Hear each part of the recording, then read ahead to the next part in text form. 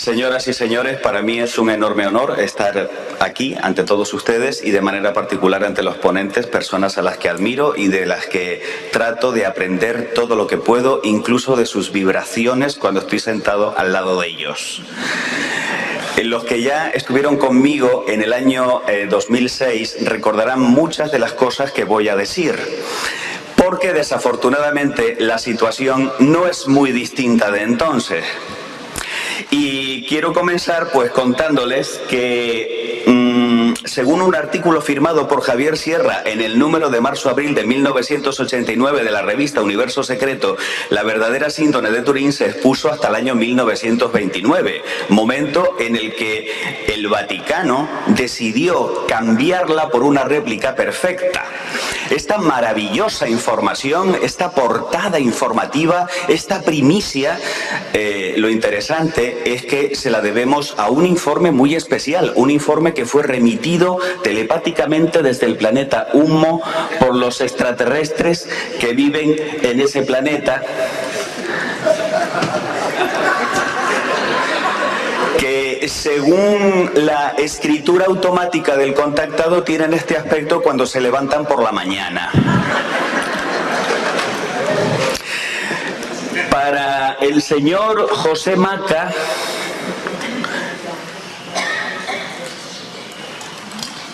en el artículo de Diario 16 del 29 de mayo de 1988 es completamente lógico que la sangre presente en la síndrome, que para este articulista es pintada, sea de color rojo. ¿Saben ustedes por qué? Porque el rojo era un color muy de moda en la Edad Media. Para completar este impacto emocional del principio, les voy a contar que el 5 de agosto de 1988, el diario Independiente publicó en este artículo que según Walter Majorani, Jesús resucitó porque tenía una supersangre con 11 millones de glóbulos rojos por milímetro cúbico en lugar de los 5 millones que tenemos las personas normales.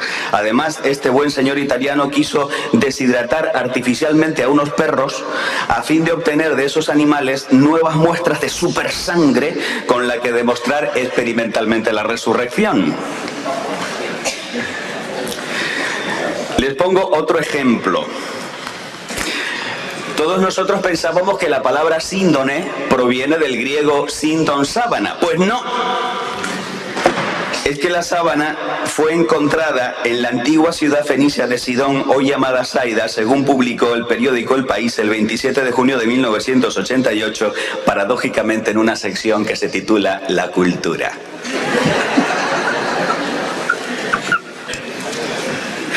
Lo interesante es que esto fue reproducido poco tiempo después por Muy Interesante, precisamente, que es la revista de divulgación científica más importante que se publica en España. Uno de los artículos más problemáticos de esta particular colección de estupidario sindónico fue publicado por Las Provincias y firmado por Santiago Fernández. Está fechado el 19 de abril del año 1989. Quédense con la fecha, 1989. Y es una entrevista con este señor, Willard Libby, premio Nobel y descubridor del método de datación del carbono 14, en el cual Libby se quejaba de los fallos garrafales, palabras textuales, cometidos en la datación radiocarbónica de la síndrome efectuada pocos meses antes. El único problema es que, como ven ahí, ese señor había muerto 9 años antes. Con lo cual, lo que quedó claro es que el entrevistador es un experto espiritista. Si a eso sumamos que en la misma rueda de prensa dada por nuestro bien amado Jorge Manuel, un periodista deduce que el sudario de Oviedo es falso y otro periodista, oyendo las mismas palabras, al mismo conferenciante, el mismo día, en la misma sala, concluye que es auténtico, a nadie le tendría que extrañar que hoy en día en España se tenga una enorme confusión acerca del estado de la cuestión sindónica. En el año 2004, Pues descubrí que nadie había hecho un estudio en profundidad, serio, científico, sistematizado, de por qué hay tanta diferencia entre lo que descubren los investigadores y lo que publican los medios de comunicación, y por eso decidí dedicarle al tema mi tesis doctoral y mi esfuerzo investigador. Lo que les traigo aquí son las conclusiones de esa investigación, con la esperanza de que se sientan lo suficientemente motivados como para acudir más tarde, cuando estén publicadas, a las actas y comprueben allí mismo, por ustedes mismos, los artículos que han sido escaneados y que se les va a pasar en el disco para que lo puedan ver.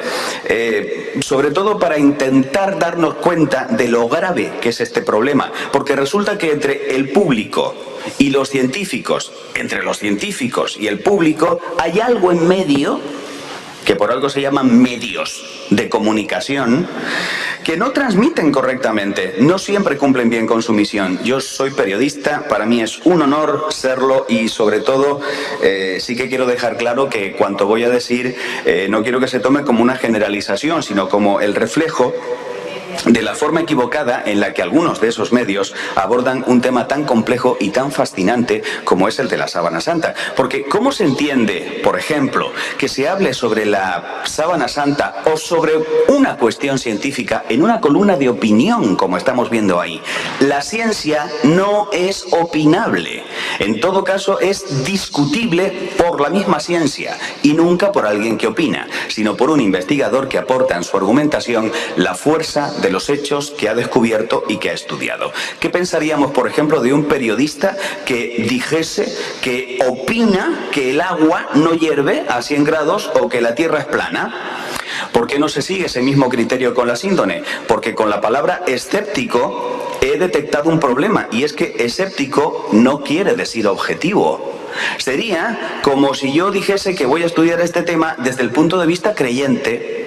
A la hora de hacer ciencia, ser creyente no es un obstáculo, ser escéptico no es una virtud, como ya nos adelantaba Jorge Manuel en su intervención.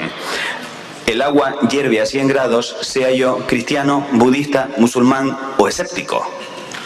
También he detectado un abuso de la palabra polémica o controversia, porque según el diccionario de la Real Academia, controvertido es pues lo que da lugar a opiniones contrapuestas, con lo que vemos que es impropio aplicarlo a un objeto arqueológico estudiado científicamente, en el cual pues no nos valen para nada las opiniones, sino solamente los hechos. El doctor Víctor Sanz presume en este artículo de la revista El Médico de ser muy escéptico, lo recalca además, y de por eso actuar en la defensa de la razón, si bien cita afirmaciones bastante poco razonables, como por ejemplo la de Brock, cuando dijo que con los mismos tests que se le han hecho a la síndone se podría llegar a la conclusión de que Jesús era una planta. Pero como afirman Stephenson y Habermas en su libro Dictamen sobre la sábana de Cristo, si aquí no hubiera más que una cuestión histórica que concerniera a cualquier otro personaje que no fuera Jesús, el cúmulo de evidencias de que disponemos acerca de la síndone habría sido mucho más que suficiente para identificar ya al hombre de la imagen sindónica. Pero como aquí se trata de Jesucristo, muchos se echan atrás ante todas esas pruebas históricas y científicas, seguramente porque no les gusta la conclusión a la que las pruebas les obligan. Mi objetivo al escribir la tesis fue mostrar la diferencia entre los artículos de carácter científico, riguroso y contrastado, y los teñidos de sensacionalismo. Para eso analicé, con ayuda de otros compañeros del Centro de Sindonología, como están viendo ahí, pues una colección de 700 artículos, de los que seleccioné unos 50, los más representativos, de los errores más comunes que comete la prensa cuando habla de la síndone. Uno de estos errores se conoce en periodismo como verdad mutilada. Por ejemplo, en el ya mencionado artículo de la supersangre de Cristo se hace referencia, ridiculizándolas, a otras reliquias, entre las que figuran la pluma del arcángel Miguel que veneran los cristianos en una parroquia de Lidia. No se menciona que la tal pluma, esta pluma, eso que están viendo ahí, es lo que quedó tras su destrucción por el fuego de una imagen gótica del arcángel Miguel hecha de madera. Eso no se dice, eso se omite. El articulista nos niega a los lectores un dato esencial cuya omisión manifiesta un prejuicio. la de pensar que los católicos somos tontos por venerar este tipo de cosas. Algo similar ocurre cuando se indica que, por ejemplo, John Jackson tiene conocimiento sobre teología, pero no se dice que es doctor en ciencias físicas. A veces lo que no se dice tiene más peso que lo que sí se dice.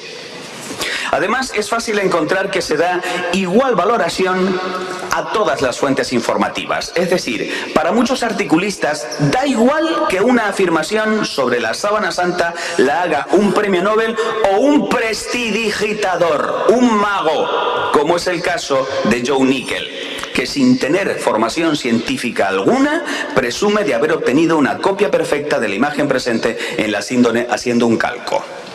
Pues bien, al principio de este congreso, el señor David Rolfe hizo un reto, un challenge, y pidió que si alguien es capaz de hacer, no algo parecido, lo mismo que tenemos en la síndone de Turín, que nos lo presente, para poder estudiarlo y compararlo. Ese reto nos vendría muy bien con personas como el señor Nickell.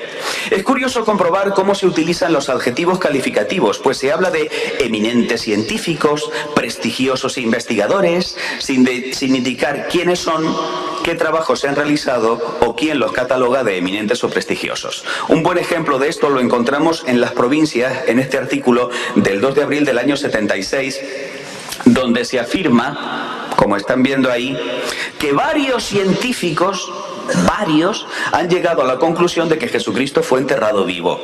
El artículo no indica qué científicos, dónde se publicó el estudio, cómo llegaron a tal conclusión o si hubo réplicas por parte de la comunidad científica. Es tal la falta de rigor, la desinformación, la manipulación, los prejuicios de algunos medios analizados que podría concluirse que la objetividad de ciertos informadores es directamente proporcional a la ideología del editor que le paga el salario. Claro que si esta noticia fuese verdad, es decir, que a Jesús lo enterraron vivo y con el fresquito de la cueva por la noche se reanimó, me gustaría que el investigador correspondiente me explicara cómo es posible que un hombre con las manos, los pies taladrados, el corazón destrozado por una lanza, desangrado, rueda él solito la piedra de la entrada, lucha con los guardias judíos y romanos y aparece en Emaús a 15 kilómetros de distancia charlando animadamente toda la tarde con los discípulos.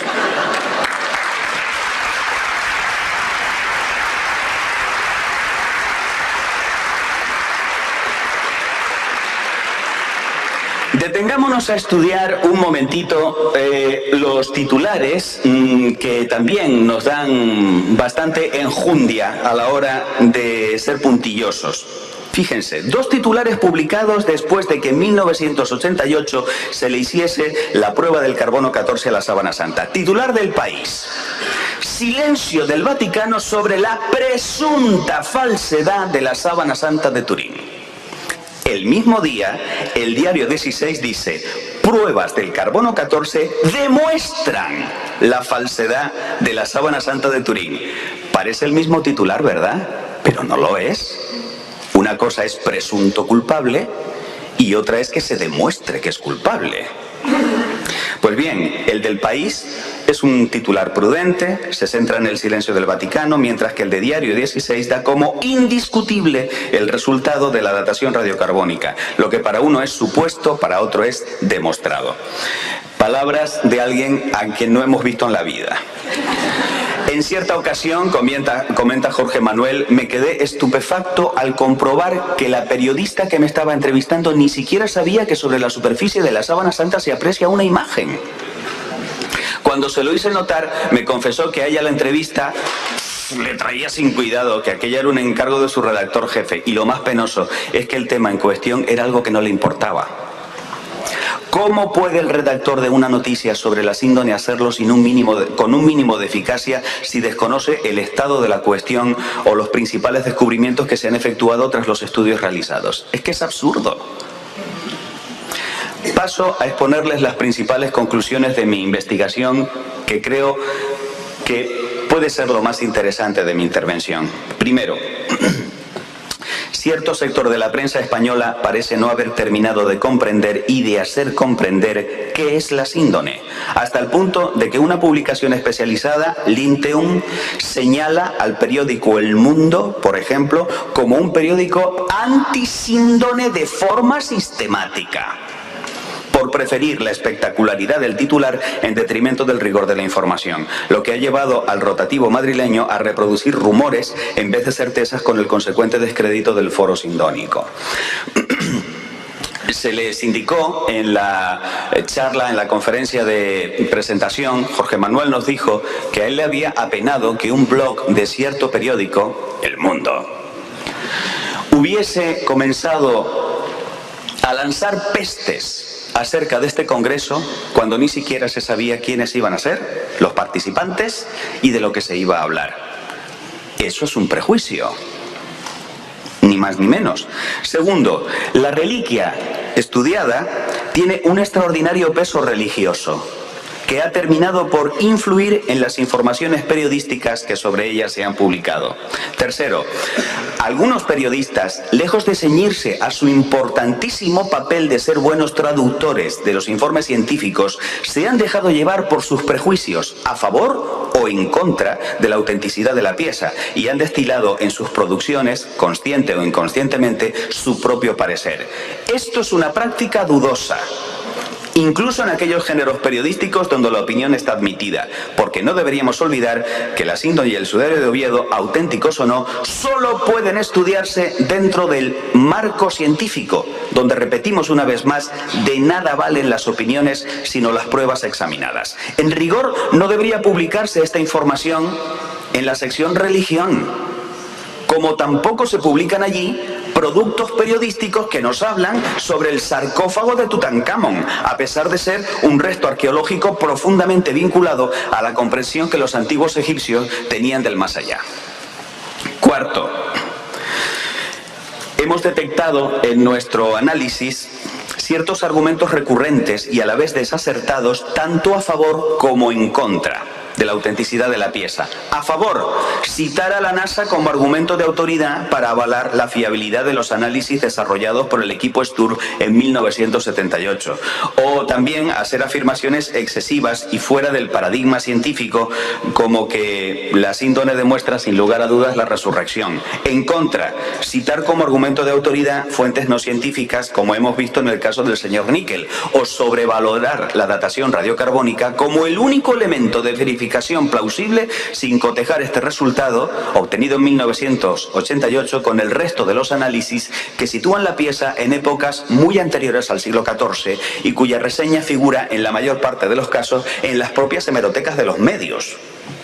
Quinto, los artículos en contra se disparan a partir de 1988 con motivo de la datación radiocarbónica y pasan a ignorarse absolutamente los artículos a favor que figuran en el mismo medio que lo publica.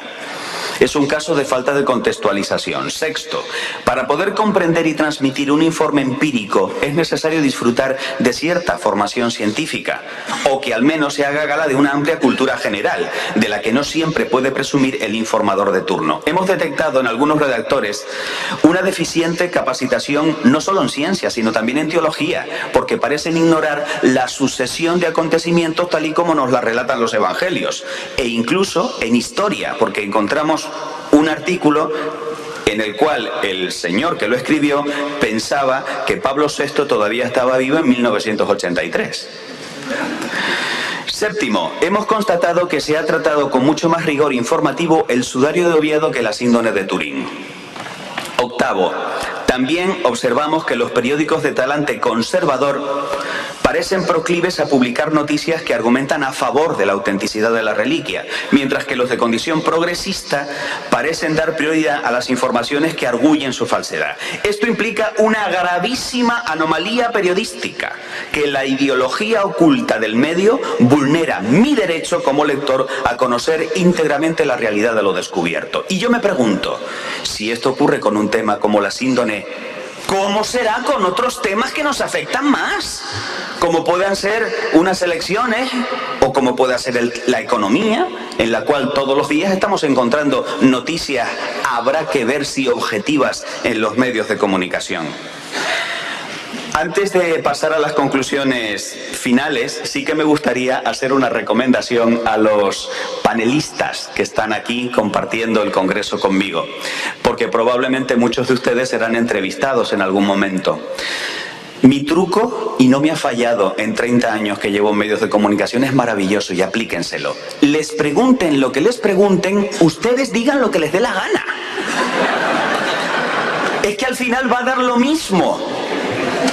Va a dar lo mismo. De hecho, les quiero contar una anécdota que me pasó en la última entrevista que me hicieron en diciembre en la Radiotelevisión Autonómica de Canarias. Además es un buen amigo, el periodista que me entrevistó sabe de qué pata cojeo y él ya estábamos un poco compinchados. Y él quería que yo le hablara de arqueología bíblica.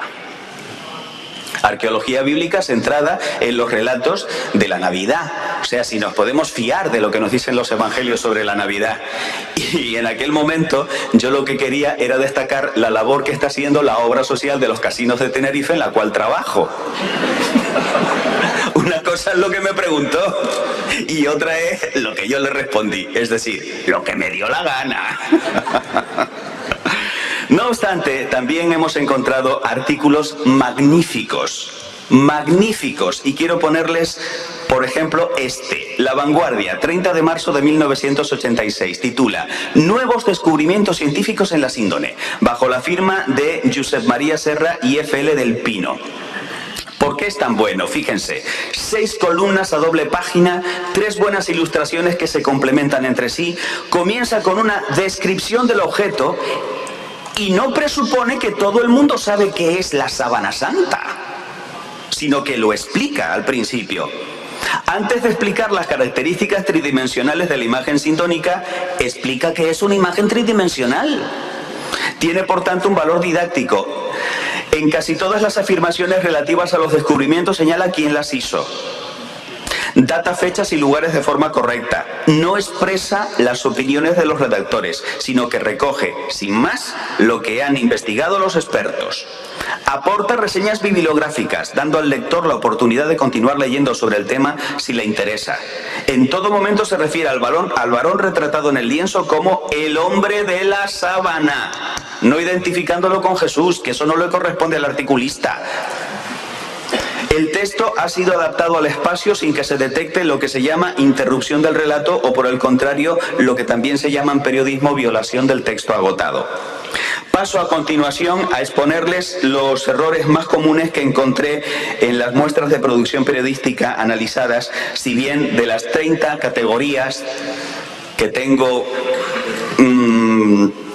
compendiadas, solamente les voy a dar 6, porque esto es un aperitivo, es ponerles el caramelito en la boca para que luego vayan a alimentarse de las actas. Bien, pues en este artículo, por ejemplo, dice en la columna 4, se trata de disparatadas conclusiones a las que llegó el equipo investigador Sturb debido a su falta de rigor científico, conclusiones que han sido a su vez base para disparates aún más aberrantes, algunos de los cuales son éxito editorial. Apreciamos aquí adjetivos calificativos aplicados a los científicos del equipo Sturb por 2 redactores de los que ignoramos su formación científica. Columna primera. Un nutrido grupo de científicos de la NASA, del Japón, de Rusia, de Europa, protestantes, católicos, ortodoxos, sintoístas, budistas, ateos, agnósticos, se han reunido y han redactado una lista de enigmas y misterios que la datación medieval ha creado. Generalización, falta de concreción, ¿lo ven ahí? Y además menciona a la NASA como argumento de autoridad, menciona las creencias religiosas de los expertos que nada tienen que ver con el asunto de una datación científica. Columna 6. Han desplegado sobre el santo lienzo el más importante esfuerzo científico de todos los tiempos. Bueno, una exageración evidente porque yo creo que también costó un poquito llevar al hombre a la luna. Dice, cabe recordar ahora que cuando los laboratorios de la NASA examinaron fragmentos del sudario de Turín, se determinó que el efecto tridimensional de la figura estampada era simplemente una obra deliberadamente ejecutada. ¿Se han enterado ustedes de algo? Este es un ejemplo de incorrecciones encadenadas. Ni fueron los laboratorios de la NASA, ni se examinaron fragmentos de la síndone, ni se llegó a tal conclusión analizando el efecto tridimensional, pero da lo mismo.